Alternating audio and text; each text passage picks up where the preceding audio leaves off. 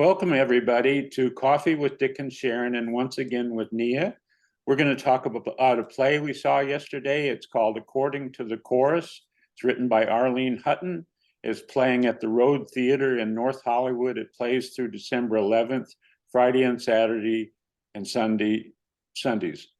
And it triggered some thoughts about us, the theme of the play, and maybe Sharon could start talking about that. Okay, I don't know if you wanted to talk a little bit about the theme of the play. It basically takes place, the entire play takes place in the dressing room of a Broadway theater. Well, actually, I think it may be two Broadway theaters, but it's in the dressing room that is used basically by the chorus line. So the women, just the women that are in the chorus, use this dressing room, and they're there with their dressers, these other women who help them to make quick changes as they go from scene to scene. And throughout the play, as these women are coming in and out of the dressing room, quickly changing, there's a lot of dialogue that goes on among the women. And then you realize that the play takes place at the height of the AIDS epidemic in New York City on Broadway. And these women are losing friends left and right. So it triggered a lot for me. And then we can come back and talk about what it triggered for me. I don't know if Nia, if you want to say anything. And yeah, you can talk. Why don't you tell us some of your reaction to the play? So I thought the play was very beautifully put together. It was sort of packaged with this light, sort of airy sort of feel, sort of, because it, like Sharon said, it just takes place in the quick change room of this Broadway show. And anyone who's been part of a show, especially with the female chorus line, it's a very light atmosphere in there. I mean, you're focused on your show, you're focused on your change, but it's very light. You talk about whatever's going on, if you're hungry, if you're not hungry, menstrual cycles, all these light sort of topics while you're in the middle of a change, getting ready to go on stage or before the show. But when you listen to the dialogue and you take into account the change in everyone's relationship over, I think the play takes course over a year, maybe 2 years. And you really see the evolution, or in some cases, de-evolution of some of these relationships. And it's a very complex, sort of chaotic play wrapped up very nice, neat, and tight in a very light sort of wrapping. So it was well done. I enjoyed it. So my reaction to the play, I have never been in a women's changing room. I thought the interchange among there's like 6 or 7 chorus girls, 3 dressers, 1 new dresser who comes, she's kind of the center of the story, and a couple men who are involved in the play that's being put on. And the interchange among the chorus girls, their chatter back and forth, some of it's lighthearted, and I'm always deeply impressed by that kind of acting, how well they did it. I mean, they're rapid fire talking over each other, a million miles an hour. I don't know how to remember all that stuff. I was moved too. And then there's underneath the chatter and the talk about boyfriends and dating musicians. And there is this fact that the men in the play, the chorus men, the chorus boys, are dying. yeah. And they rattle off 3 or 4 names of guys who are not there. And it's like brings it home. Yeah. So when you told me that we were going to go see that play, you had already purchased the tickets. And so I didn't know what the play was about until day of. So day of, I went and I looked at what the play was about, and I was like, oh boy. So and it triggered a lot for me for a couple of reasons. One of the people who was the closest to me that helped to raise me, I've talked about my uncle. I've written about him in the LA Progressive, and he was a significant person in my life from the day that I was born until he died. And he worked for the Metropolitan Opera and also for the American Ballet Theater. He was a makeup artist, and he contracted AIDS in the 1980s. And so the scenes there in the dressing room were very, very reminiscent of what I experienced whenever I'd visit my uncle, either here in California when ABT, the American Ballet Theater, was on tour, here at the Shrine Auditorium or at the Music Center, or if I was in New York City at the Metropolitan Opera House, in the dressing room where all of the dancers or singers would come in, and he'd be, you know, making them up, and they'd be in various stages of dress or undress and very nonchalant, and talking about who's dating whom and what are they going to wear to a party, while at the same time, just like Nia has said, people are dying left and right. And when my uncle was diagnosed, I still remember the day that he got his diagnosis, which was October 17th, 1988. That was the day that we were told, that he was told that he was HIV positive. And at that time, he already had one of the opportunistic infections, which was pneumocystic pneumonia. And so on that day, everything changed for us. And he tried to continue to work, as did many people. He wasn't a dancer, he was a makeup artist. So he could continue actually longer than the dancers that came down with AIDS. But when he found out, he told me, he says, I've lost 80 friends this year. And that's what was happening in New York City, on Broadway, throughout the arts, whether you're talking about dance or the opera. It was devastating to the people who were struck down with it and to their family members. And so that play, which was so well acted, really brought that, or triggered those memories for me again. So we wanted to ask you, Nia, something about you were born really after the height of the AIDS epidemic, and what do you know about it? What do you feel about it? What did the play put in your mind? So I was born 1993, 90s baby, happy millennial, proud of it. The HIV AIDS epidemic was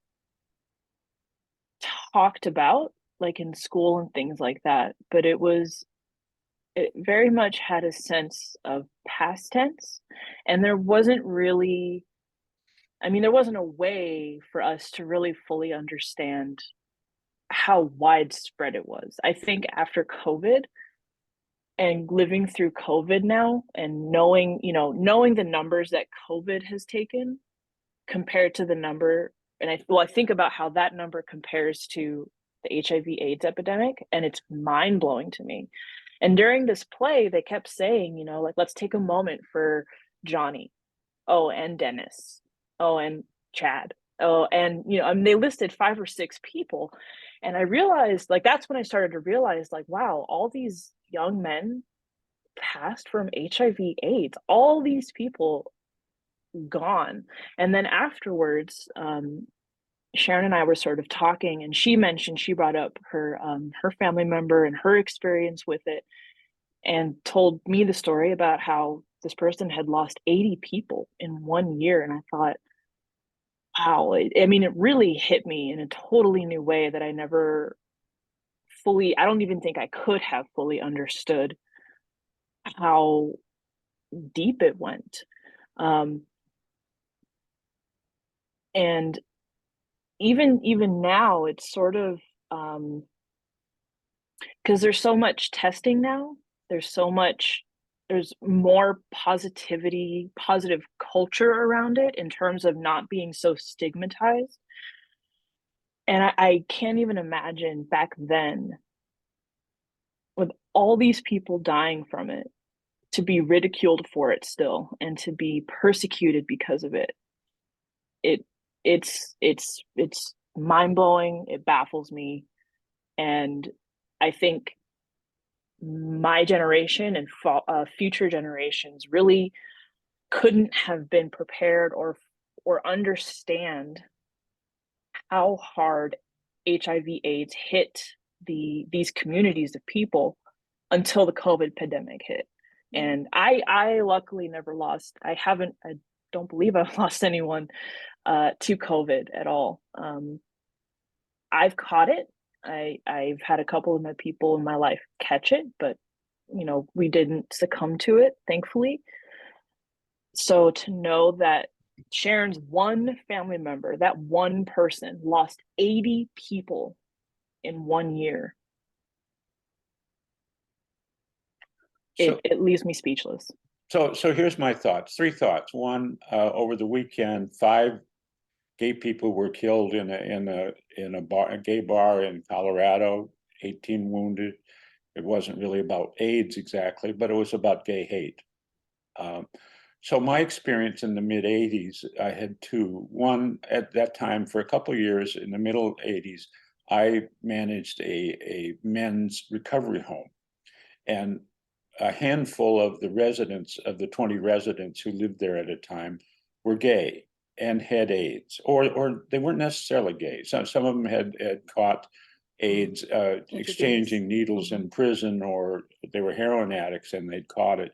And this was a time where that was a death sentence, and people didn't know, and it was hard to know what to say to them.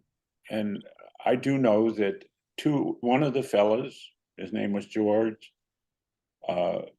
his girlfriend succumbed to the disease, and he drove his motorcycle into a bridge abutment. Another guy, a big guy, had been in prison, tough guy.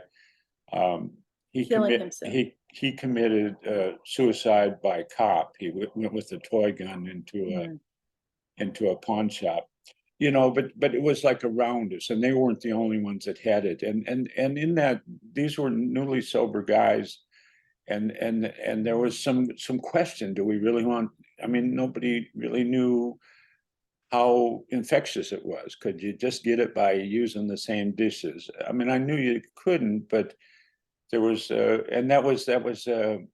I remember those cold times. And then another time, my girlfriend at the time, or slightly before that, had hung out in gay bars when she was drinking, and she took me to a gay and lesbian AA meeting, a huge one in West Hollywood, maybe 100, almost all men, mostly men, some of them with like Kaposi sarcoma, and they were obviously sick, and just there was such a pall in the room, because they all knew, all 100 of them could suspect that they might be going to die within a few years. Yeah, that's what I thought about. That's my response to AIDS. So I want to talk about a comparison between the 1918 H1N1 virus, what they called back then they called it the Spanish influenza, the AIDS epidemic, and COVID-19. So my grandmother was born in 1909, and in 1918, obviously she was 9 years old, and she actually lost family members to that huge, that was a pandemic then. And I pulled up CDC statistics. 675,000 Americans died, but they estimate that 500 million people globally came down with the H1N1. They said something like a quarter of the Earth's population. Wow. And maybe 15 million people died. Wow. 675,000 in the United States. And yet, I never really knew anything about that. And my grandmother never talked about it. And I wonder, is that typical? I mean, just like Nia, you didn't really understand the depth and breadth of AIDS. And here I've been in your life, for almost 20 years. And it literally shook my world, changed my life. My uncle, who I was very close to, passed away, but other people in my family passed away as well. My cousin Denise, her husband, my cousin, you've heard me talk about Robin, who died in prison, his little sister. And Robin was in a federal penitentiary, and she was 17 years old, and she died of AIDS. And I went to her funeral because he wasn't allowed to, and took pictures and sent them to him at Leavenworth Federal Penitentiary. So this had far-reaching effects. And I just think it's kind of interesting that COVID-19, the United States, came up with the vaccine. I don't know how long it took us, 18 months, something like that. Yeah. The AIDS epidemic, I would say the first 5 years, the United States government didn't even care. there was nothing being done, nothing. And that's because of the community that was more apt to get it. So that was. Do you have more thoughts, Nia? Good old US of A. So, I mean, yeah, go ahead. No, go ahead, please. well, so I had some other thoughts about the play itself. I had read the review by Eric Gordon that we'll put up. It's already up on Hollywood Progressive. So I knew what the play was about. I was a little surprised that the play didn't focus more on AIDS, on the AIDS epidemic. It was like that was part of the discussion, and it kind of crept up on you that, oh, you know, this guy and that guy's no longer with the play, and oh, and then you kind of catch it later.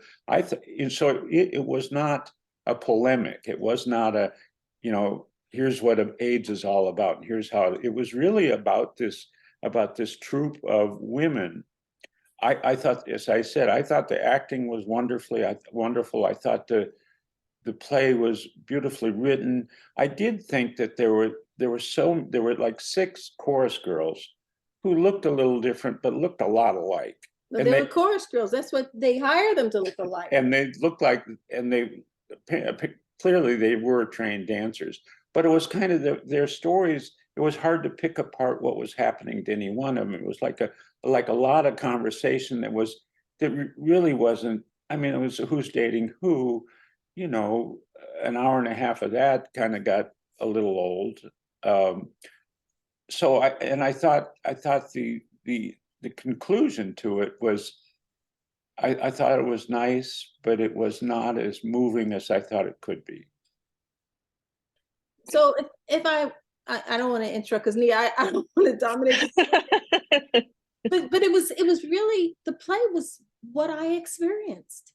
People, you know, so you would have people who were being impacted by it, who worked in those industries that were hit much harder than other industries. And these people seem to be going on with their lives as if this wasn't happening. At the same time, you had activists that were out in the street. I think ACT UP. Do you remember ACT UP? I do, certainly. There were activists out in the street that were working to change policy. Kind of like now, you know, we have people now that are saying we need universal health care right now.